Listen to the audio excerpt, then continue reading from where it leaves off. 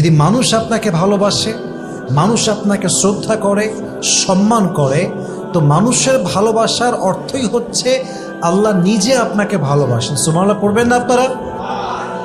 আল্লাহ যখন কোনো বান্দাকে ভালোবাসেন তখন আল্লাহ তাআলা আসমানে ঘোষণা দেয়, হে ফেরেশতারা, আমি অমুক বান্দাকে ভালোবাসি, তোমরাও তাকে ভালোবাসো, এবং জমিনে এলান করে দাও যেন আমার প্রত্যেকটা বান্দা ওই বান্দাকে ভালোবাসে। সুবহানাল্লাহ পড়ে সবাই।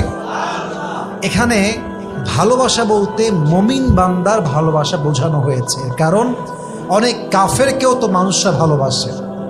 বলেন তো সবাই, এরকম আছে না নাই? সে কাফের কিন্তু মানুষ তাকে ভালোবাসে। ডোনাল্ড ট্রাম্প, সে একজন কাফের, সে মুসলমান নয়, তাকেও তার রাষ্ট্রে অনেক মানুষ ভালোবাসে, অনেক নাগরিক ভালোবাসে বিধায় তাকে নির্বাচিত করে আবার প্রেসিডেন্ট হিসেবে কাজ করার সুযোগ করে দিয়েছে। এখানে ভালোবাসা বলতে উদ্দেশ্য হচ্ছে মুমিনদের ভালোবাসা। আল্লাহ যখন কোনো বান্দাকে ভালোবাসে, মুমিন বান্দার হৃদয়ে আল্লাহ তার ভালোবাসা ঢুকায় দেয়। সুবহানাল্লাহ পড়বেন না আপনার সবাই? ইভেন ভালোবাসার বড় একটা নমুনা হচ্ছে আল্লাহ আপনাকে ভালো মুমিনদের সঙ্গে রাখবেন। ইমানদার যারা, সত্যবাদী যারা, তাদের সঙ্গে আল্লাহ আপনাকে বসবাস করার সুযোগ দিবেন। অতএব যদি আপনাকে ইমানদাররা ভালোবাসে, মুমিনরা ভালোবাসে, সৎ মানুষরা ভালোবাসে, মাথায় রাখবেন আপনাকে ভালোবাসে একজন। আওয়াজ দিয়ে বলেন সবাই, তিনি কে? আর-রাজুলু আলা দীনি খালিলি ফালিয়ানজুর আহাদুকুম মান ইখালিল। মূলত মানুষকে চেনা যায়, বোঝা যায়, জানা যায় তার বন্ধুর মাধ্যমে। যার সাথী যেমন, সে আসলে তেমনই হয়। বন্ধু যদি দিনদার হয়, তার বন্ধু সাধারণত দিনদার হয়। যার বন্ধু নষ্ট হয়, চরিত্রহীন হয়, সাধারণত সেও চরিত্রহীন, নষ্ট হয়। ঠিক কিনা বলেন?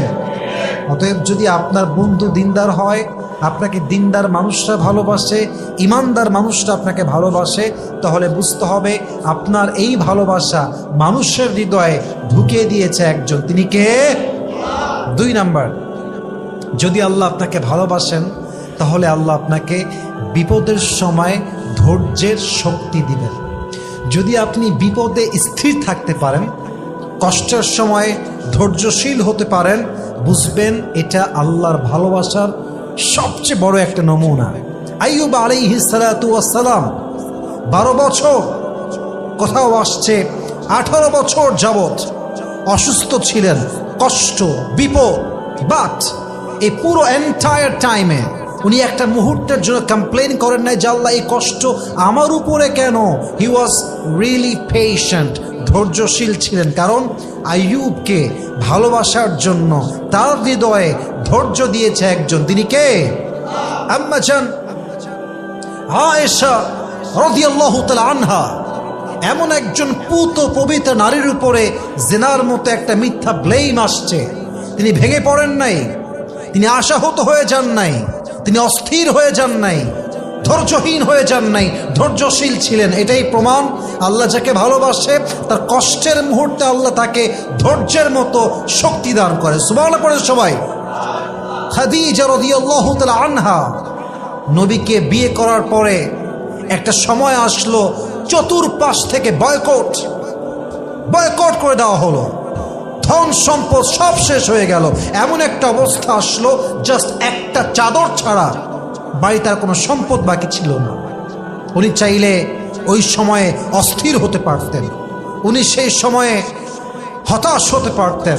তিনি ধৈর্যের সঙ্গে রাসূলের হাতটা শক্ত করে ধরে বলেছিলেন, অবস্থা ভালো হোক কিংবা খারাপ হোক, আমি আমার ভরসা, আমি আমার ধৈর্য আল্লাহর থেকে এক চুল পরিমাণ কমাবো না। এটাই প্রমাণ যদি আল্লাহ আপনাকে ভালোবাসে, আল্লাহ আপনার হৃদয়ে এত ধৈর্যের পাহাড় দিবেন, এত শক্তি দিবেন, এত সবর দিবেন, এত পেশেন্স দিবেন যে পৃথিবীর পুরো শক্তি এক হয়ে গেল আপনাকে চুল পরিমাণ ভাঙতে পারবে না। ঠিক কিনা বলেন? অতএব পৃথিবীর বুকে টিকে থাকতে চাইলে ধৈর্যের গুণ অর্জন করতে হয়, আর ধৈর্যের গুণ যার মাঝে আছে সেই বান্দাকে ভালোবাসে একজন, তিনি কে? 2 নাম্বার, এটা গেল 2 নাম্বার। 3 নাম্বার, যেই বান্দাকে আল্লাহ ভালোবাসেন তার 3 নাম্বার নমুনা হচ্ছে, যদি আল্লাহ আপনাকে ভালোবাসেন তবে দেখবেন যে আপনার দুনিয়ার প্রতি আহামরি আসক্তি কাজ করবে না। যেই নারী বোরকাশীল, পর্দাশীল, বোরকা পরে, হিজাব পরে, নেকাব পরে, অলওয়েজ বাসায় থাকে, she hasn't any expectation from the world, দুনিয়া নিয়ে তার কোনো আহামরি চাহিদা নাই, চাওয়া পাওয়া নাই।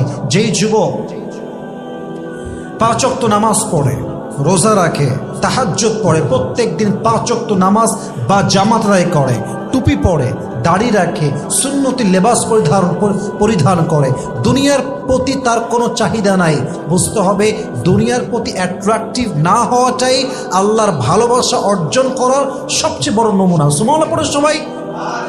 আল্লাহ যাকে ভালোবাসেন তার হৃদয় থেকে আল্লাহ তাআলা দুনিয়ার প্রতি মায়া, মহাব্বত, লালসা দূর করে দেয়।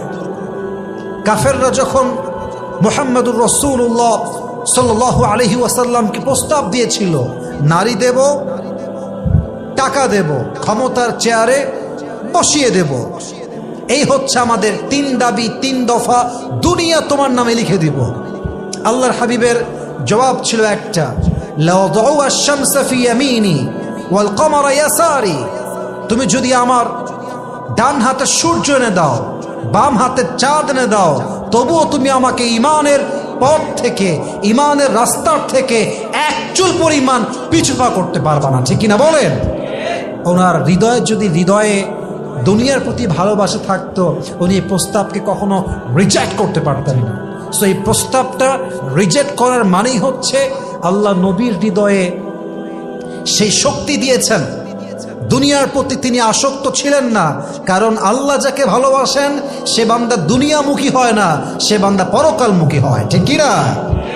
অতএব আল্লাহর ভালোবাসার বড় একটা নিদর্শন হচ্ছে আপনার হৃদয়ে দুনিয়ার প্রতি আহামরি কোনো চাহিদা থাকবে না। সুবহানাল্লাহ পড়বেন না আপনার সবাই? 4 নাম্বার, যদি আল্লাহ আপনাকে ভালোবাসেন তার একটা বড় নিদর্শন হচ্ছে আল্লাহ আপনাকে দ্বীনের জ্ঞান অর্জন করার তৌফিক দিবেন।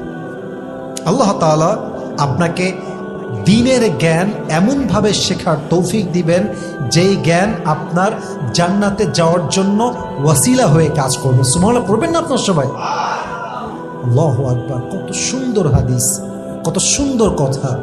দ্বীনের জ্ঞান যে অর্জন করতে পারলো তাকে আল্লাহ সবচেয়ে বড় নিয়ামত দ্বারা সুসজ্জিত করলো। আর যে দ্বীনের জ্ঞান শিখলো না আর দুনিয়ার যাবতীয় সব জ্ঞান শিখলো, দুনিয়া তাকে শিক্ষিত বলতে পারে, দুনিয়ার মানুষ তাকে হাইলি এডুকেটেড পারসন হিসেবে আখ্যা দিতে পারে, কিন্তু খোদার কসম, ওয়াল্লাহি আল্লাহর কসম করে বলছি, যার মধ্যে দ্বীনের জ্ঞান নাই সে যত জ্ঞানী হোক সে আসলে জ্ঞান অর্জন করতে পারে নাই। ঠিক কিনা বলেন?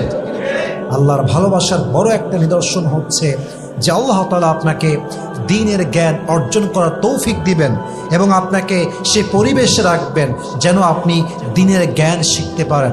আমরা দোয়া করি আল্লাহ যেন আমাদের হৃদয়টাকে দুনিয়া মুক্ত করে দেন, আল্লাহ যেন আমাদের হৃদয় থেকে দুনিয়ার ভালোবাসা দূর করে দেন, আল্লাহ যেন আমাদের হৃদয়টাকে ইমানের নূর দ্বারা নূরান্বিত করে দেন, আল্লাহ যেন আমাদেরকে ধৈর্যের মতো শক্তিশালী গুণ অর্জন করার তৌফিক দান করে। আল্লাহ তাআলা যেন আমাদের সবাইকে এমনভাবে নিজের জীবনকে গঠন করার তৌফিক দান করে যে প্রত্যেকটা ইমানদার মুমিন মুসলমান আমাদেরকে অন্তর থেকে ভালোবাসে। পড়েন সবাই আমিন।